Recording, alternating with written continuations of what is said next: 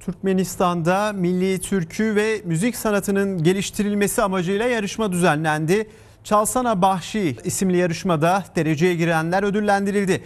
Onlardan biri olan Dünya Güzel Kutliyeva TRT'ye Bahşilik geleneğini anlattı. Çaldılar, söylediler.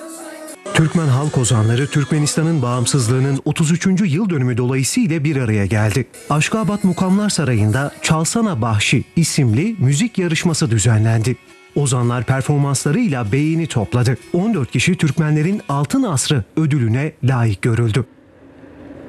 Yarışmacılara ödüllerini Devlet Başkanı Serdar Berdimuhamedov verdi.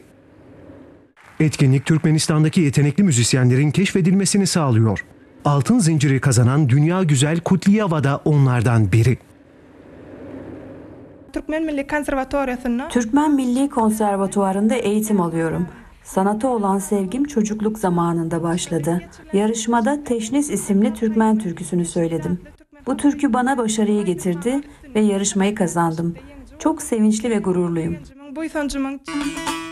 Kutliyeva TRT'ye Bahşilik geleneğini anlattı.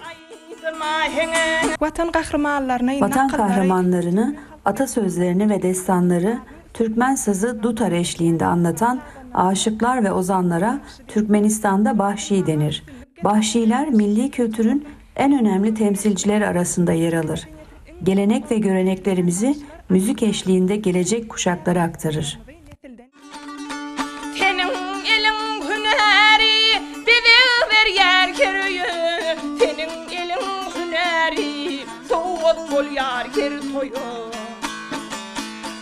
Ihlas bilen yapışı, bollun şöhratı iyi, bollun şöhratı iyi.